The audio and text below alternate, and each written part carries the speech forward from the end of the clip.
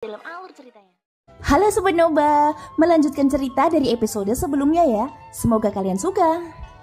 Di episode sebelumnya, kelompok Xiaoyan yang hampir tiba di alam pertemuan iblis dihentikan oleh utusan yang bernama Liu Zong. Apakah hanya ini bawahan yang kamu miliki? Jika demikian, aku khawatir kamu tidak bisa mempertahankan hal-hal yang kamu bawa, ucap Liu Zong sambil mencibir. Utusan Zonggu segera berteriak keras dan selusin anak buahnya juga meraung ke depan. Namun kekuatan mereka secara keseluruhan tidak cukup kuat. Yang terkuat di antara selusin orang ini hanyalah langkah kedua dari keabadian Kaisar. Sama sekali tidak cukup memenuhi syarat untuk melawan setengah kekuatan dari barisan pihak lawan. Begitu kedua belah pihak bentrok, itu akan menjadi pembantaian sepihak. Sungguh bodoh. Mengapa menimbulkan korban yang tidak perlu? Tuan ini sudah memberimu satu kesempatan terakhir, tapi kamu malu-malu untuk menyerahkannya secara sukarela. Maka dari itu jangan salahkan aku karena kejam. Semuanya, lakukan sekarang. Jangan biarkan siapapun hidup, ucap Liu Zong lagi sambil mengangkat jarinya, memberi isyarat pada bawahannya untuk menyerang. Langkah ke-6 di sebelah Liu Zong langsung mengunci Jin Dongming. Satu-satunya yang menjadi ancaman adalah Jin Dongming. Sedangkan yang lainnya semuanya seperti semut. Wajah Jin Dongming menjadi gelap. Sosoknya juga membuat jarak dan membuat serangkaian segel tangan. Pertempuran berdarah pecah. Mata Liu Zong tertuju pada Zonggu saat ini. Semua pasukannya sudah terkepung. Kini hanya tersisa Zonggu dan Xiaoyan yang masih duduk bersila di atas kompas terbang. Zonggu, sekarang giliranmu untuk melawanku, ucap Liu Zong menunjukkan senyum bercanda. Tangannya terangkat, lalu menunjuk ke Zonggu. Telapak tangan raksasa berwarna kuning tua tiba-tiba terbentuk di atas kompas terbang. Saat berikutnya itu jatuh dengan tekanan yang kuat. Zonggu mengepalkan kelima jarinya dan segera terbang ke udara. Saat ini dia hanya bisa bertarung dengan berani. Kekuatan Zonggu hanyalah langkah kedua dari keabadian Kaisar. Sementara Liu Zong sudah menjadi langkah keempat keabadian Kaisar. Ada kesenjangan besar antara kekuatan kedua belah pihak. Zonggu menggertakkan giginya. Dia bertanya-tanya mengapa Xiaoyan masih belum mengambil tindakan. Zonggu berbalik untuk melihat. Baru pada saat itulah dia menyadari bahwa Xiaoyan berada pada saat kritis dalam menyempurnakan ramuan. Pemurnian akan segera berhasil. Tapi saat ini tiba-tiba terdengar suara keras dari kompas terbang. Nyala api langsung menyembur. Pil obat yang memancarkan aroma obat yang kuat kini meledak seketika. Pemurnian gagal. Pil obatnya langsung meledak. Adegan ini membuat Zonggu tercengang. Dia tidak menyangka bahwa pemurniannya akan gagal. Meski begitu, telapak tangan raksasa di udara tidak berhenti. Sebaliknya itu terus turun dengan gemuruh. Zonggu, nyawamu sudah di ujung tombak. Aku menasihatimu untuk tidak membagi perhatianmu, ucap Liu Zong. Wajah Zonggu suram. Segera aura keabadian melonjak tanpa ditahan. Gelombang kekuatan abadinya juga memadatkan sebuah telapak tangan besar. Keduanya tiba-tiba bertabrakan satu sama lain. Tapi kekuatan yang memancar dari telapak tangan besar Zonggu jauh lebih lemah. Ini bukanlah perbedaan antara keterampilan bertarung, tetapi perbedaan dalam kekuatan abadi yang dapat digunakan oleh sang penggunanya. Dengan ledakan keras itu, telapak tangan raksasa bertabrakan secara langsung. Tapi endingnya tidak menegangkan. Telapak tangan raksasa Zonggu hancur seketika. Sosoknya langsung jatuh ke kompas terbang dengan suara dong. Zonggu, jika kamu tidak beruntung, bagaimana mungkin kamu bisa mendapatkan gelar utusan mengingat kekuatanmu? Tapi aku harus mengatakan bahwa meskipun kamu tidak berguna, keberuntunganmu selalu bagus. Entah bagaimana kamu bisa menangkap begitu banyak tikus asing dalam satu kali kejadian. Apalagi kekuatan mereka tidak lemah. Jika kamu diizinkan kembali dan mendapatkan kontribusi, pada saat itu bukankah kamu akan mendatangiku untuk balas dendam? Jadi jangan salahkan aku atas tindakanku saat ini. Apa yang kulakukan sekarang hanya mematahkan duri yang siap menusukku, ucap Liu Zong sambil tertawa terbahak-bahak. Setelah berbicara, sosoknya bergerak ke kompas terbang, siap untuk mengakhiri hidup Zonggu. Namun tepat ketika telapak kaki Liu Zong masih setengah inci dari kompas terbang, tiba-tiba saja angin kencang menderu-deru di hadapannya. Liu Zong terkejut. Dia dengan cepat berbalik hanya untuk menyilangkan tangan di dadanya. Dengan suara teredam, sosok Liu Zong segera kehilangan pusat gravitasinya. Dia terhuyung-huyung dan terpental ke belakang. Bahkan terdengar suara klik dari lengannya. Itu adalah suara retakan tulang. Serangan ini sangat cepat. Liu Zong mengangkat kepalanya hanya untuk melihat kompas terbang. Meski dia tidak terlalu memperhatikan, tapi dia masih melihat Xiaoyan yang telah duduk bersila untuk memurnikan pil obat sebelumnya. Dan sosok yang baru saja menyerangnya adalah Xiaoyan. Keterkejutan di wajahnya tidak bisa disembunyikan. Baru saat itulah dia sadar bahwa ancaman terbesar bukanlah Jin Dongmin, tapi sosok yang tadinya sedang memurnikan pil obat. Adapun Zonggu, dia menghela nafas lega saat ini. Bos besar akhirnya mengambil tindakan. Xiaoyan lalu berkata, "Apakah ada masalah jika aku membunuh mereka?" Tanya Xiaoyan. "Biasanya, sang utusan akan dihukum karena melakukan perkelahian pribadi. Tapi kali ini kami mendapat banyak keuntungan. Jika orang-orang kuat yang ditangkap ini dikorbankan, mungkin kami akan terbebaskan dari hukuman," ucap Zonggu. Pada saat ini ada kemarahan di wajah Xiaoyan ketika menatap Zonggu, seolah kegagalan dalam memurnikan ramuannya karena dia. "Senior, tolong maafkan aku. Tidak ada maksud untuk mengganggu pemurnian senior. Dari awal hingga akhir, dialah yang datang membuat masalah. Namanya adalah Liu Zong. Dia juga sama sepertiku, yaitu utusan iblis abadi. Tujuannya adalah untuk membunuh kami semua dan merampas semua hasil tangkapanku," ucap Zonggu segera menjelaskan. Xiaoyan tetap acuh tak acuh, namun dia mengalihkan pandangannya menatap Liu Zong. "Tidak, Anda salah paham. Biarkan aku menjelaskannya," ucap Liu Zong menjadi sangat panik. Sebelum dia selesai berbicara, sosok Xiaoyan sudah menghilang. Di mata Liu Zong hanya seutas guntur yang terpantul. Liu Zong buru-buru mundur. Keringat dingin sudah mengucur di dahinya. Bahkan ada pelindung cahaya di tubuhnya. Perasaan kematian ini tidak pernah sedekat ini. Ketika Liu Zong melihat sosok itu datang, tinju yang dilapisi api guntur langsung menghantam pelindung cahaya tersebut. Pertahanan yang dia banggakan sebenarnya langsung hancur berkeping-keping. Tinju Xiaoyan tak terbendung. Itu mendarat di dadanya tanpa penyimpangan. Liu Zong mengangkat lengannya untuk menghalangi, namun ia masih tidak dapat menghentikan pukulan Xiaoyan. Sangat kuat. Kekuatan fisik macam apa ini? Teriak Liu Zong.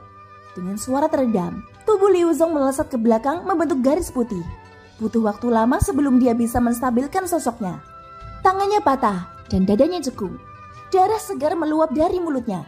"Semuanya, cepat datang lindungi aku," ucap Liu Zong berkata dengan susah payah. Di sisi lain, situasi Jin Dongmin tidak cukup baik saat ini. Pria di depannya setingkat lebih kuat darinya, dan dia dikalahkan setelah bertukar beberapa pukulan.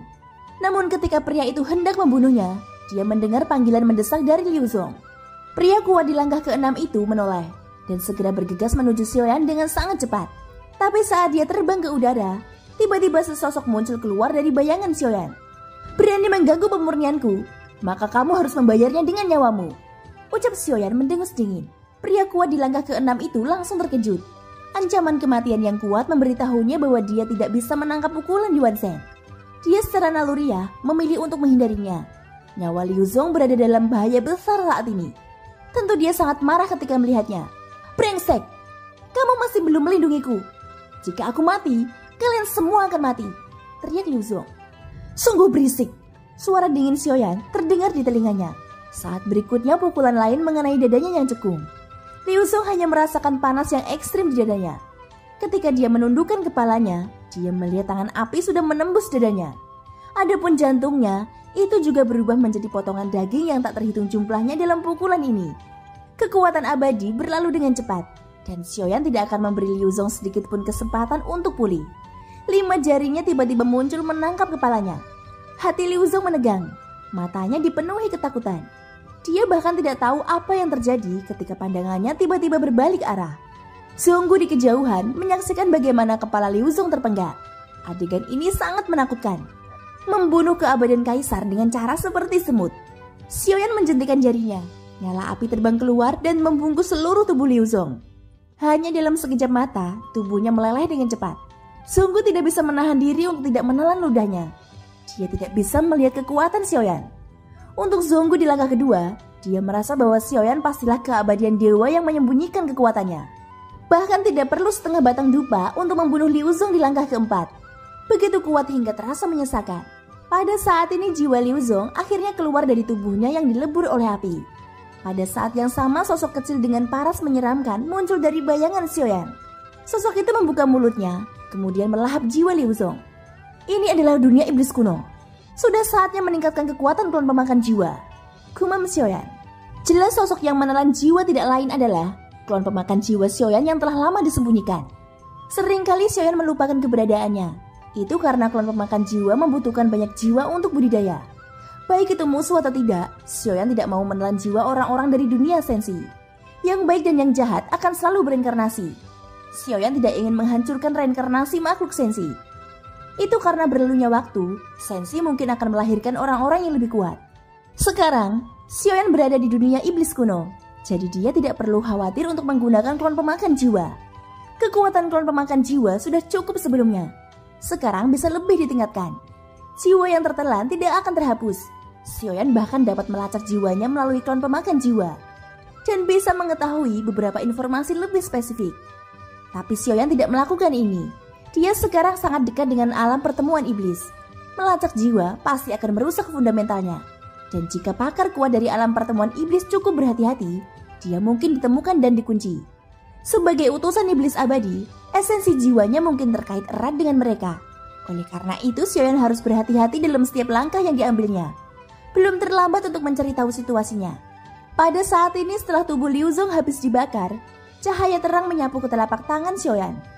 Ini adalah cincin penyimpanan Liu Zong. Cepat mundur, teriak Zonggu. Xiaoyan bergerak dan kembali ke kompas terbang. Xiaoyan mengerutkan keningnya. Klon Yuanzhen segera menarik diri. Zonggu juga mengendalikan kompas terbang untuk mengungsi dengan cepat. Jin Dongming juga orang yang pintar. Ketika dia menyaksikan semua orang bergegas menuju kompas terbang, dia juga mundur dengan kecepatan penuh bersama mereka. Pada saat ini tanda merah muncul pada leher 100 orang bawahan Liu Zong. Tanda merah itu berkedip-kedip dan mereka mengeluarkan teriakan melengking. Aura kekerasan terus meningkat pada orang-orang ini. Karena Liu Zong terbunuh, tanda budak mereka diaktifkan sepenuhnya. Pada akhirnya mereka hanya bisa mengikuti tuannya dengan penghancuran diri dan kematian. Boom, boom, boom. Sesaat kemudian, serangkaian kabut darah muncul di kehampaan. Seluruh kehampaan dipicu oleh penghancuran diri dari orang-orang kuat ini dan menciptakan badai kehampaan yang kuat. Bahkan jika kompas terbang mengungsi ribuan kaki jauhnya, mereka masih bisa merasakan dampak energi besar yang tersapu. Xiaoyan melambaikan lengan jubahnya. Pelindung api menutupi kompas terbang, menahan kekuatan penghancuran diri dari mereka. Ada lebih dari selusin keabadian kaisar. Sisanya dianggap sebagai dewa Dou. Bisa dibayangkan betapa mengerikannya kekuatan dari penghancuran diri ini. Tidak heran jika area cakupannya melebihi puluhan ribu kaki. Bisakah bola cahaya itu dipertahankan? Ucap Xiaoyan mengerutkan keningnya. Aku tidak tahu, tapi seharusnya bisa dipertahankan. Ucap Zonggu menjawab dengan getir. Dampak yang tersisa berangsur-angsur menghilang setelah sekian lama. Zonggu mendapatkan kembali kendali atas kompas terbangnya dan kembali ke lokasi sebelumnya. Dia kemudian melihat dua bola cahaya yang sepertinya tidak terpengaruh. Kamu sangat berani, ucap Xiaoyan segera menatap Zonggu dengan marah. Dia langsung mengeluarkan jiwa Zonggu dari tubuh fisiknya. Utusan itu sudah terbunuh. Kamu jelas bisa mengendalikan tanda budak mereka. Mengapa membiarkan mereka meledakkan diri mereka sendiri? Ucap Xiaoyan mengulurkan telapak tangannya yang ditutupi api dan menangkap jiwa Zonggu. Senior, tanda budak hanya dapat dikendalikan oleh satu utusan. Jika tidak, utusan lainnya akan bertarung dan merampok satu sama lain. Aku juga tidak bisa mengendalikan tanda budak mereka. Senior, jika kamu tidak percaya, kamu bisa melacak jiwaku. Ucap Zonggu berkata dengan tergesa-gesa. Xiaoyan memandangi Zonggu dengan dingin. Adapun Zonggu, dia sudah pasrah oleh keadaannya dan telah menerima takdirnya. Bagaimanapun situasinya sekarang, seperti kehilangan separuh hidupnya. Tidak ada gunanya bahkan jika dia melawan. Tapi saat Zonggu siap untuk dilacak jiwanya, tiba-tiba saja jiwanya kembali lagi ke tubuhnya. Dengan kata lain, dia mendapatkan kembali kendali atas tubuh fisiknya. Terima kasih senior, ucap Zonggu sambil menangkupkan tangannya. Apa ini? Pada saat ini, sebuah token aneh muncul di tangan Xiaoyan. Ada kata ajaib di situ dan ada deretan angka. Melihat token di tangan Xiaoyan, Zonggu juga mengeluarkan token yang sama. Ada juga nomor di sana. Hanya saja token di tangan Xiaoyan bernilai 13.000. Ini adalah token utusan iblis abadi. Angka di atas merupakan nilai kontribusi yang Anda miliki, ucap Zonggu. Tapi Zonggu hanya punya 1.002 di tangannya. Agaknya Liu Zong memiliki bawahan pria kuat di langkah ke-6. Karena dia banyak merampok selama periode ini. Apa yang bisa aku dapatkan sebagai imbalan atas nilai kontribusi? Tanya Xiaoyan. Ada banyak hal yang bisa ditukar. Misalnya adalah senjata, armor, skill keterampilan bertarung, dan lain-lain. Tentu itu juga merupakan sumber utama untuk mendapatkan budak. Kebanyakan utusan iblis abadi memiliki budak yang kuat sebagai imbalannya. Liu Zong sering melakukan apapun yang dia inginkan setelah mendapatkan budak langkah ke-6. Sebelum ini dia sudah pernah merampokku sekali. ucap Zonggu berkata sambil tersenyum pahit. Masih ada pertanyaan. Kamu harus menjawabku dengan jujur. Apakah token iblis kuno benar atau salah? Dan apakah gerbang kuno itu ada? Tanya Xiaoyan memandang Zonggu dengan serius. Zonggu sedikit terkejut. Dia merasakan paksaan kuat dari Xiaoyan. Dia sama sekali tidak meragukan kekejaman Xiaoyan. Apalagi melihat dengan matanya sendiri bagaimana Liu Zong tewas secara tragis. Jika dia tidak berhati-hati, dia mungkin akan dimusnahkan dalam sekejap. Tuan, izinkan aku menjelaskan. Token iblis kuno maupun gerbang kuno memang ada. Hanya dengan memiliki yang pertama, seseorang dapat memasuki yang kedua. Dengan kekuatanku, secara alami aku tidak memenuhi syarat. Konon gerbang kuno itu bisa menuju ke dunia lampau. Tapi menurutku pernyataan ini hanya gimmick saja. Sejauh yang aku tahu, ada dua kemungkinan. Satu, itu mungkin jebakan yang dirancang oleh alam pertemuan iblis. Tujuannya adalah untuk memikat orang asing yang kuat agar masuk dan kemudian menangkap semuanya. Dan kemungkinan kedua adalah dikabarkan bahwa gerbang kuno tersebut ditinggalkan oleh sebuah klan kuat. Namun klan itu sudah lama menghilang dari dunia ini. Anda pasti pernah mendengarnya. Namanya adalah Klan Jimmy. Thank you guys sudah mendengarkan ceritaku sampai akhir. Ikutin terus kelanjutannya ya, meskipun durasinya pendek. Semoga kalian suka.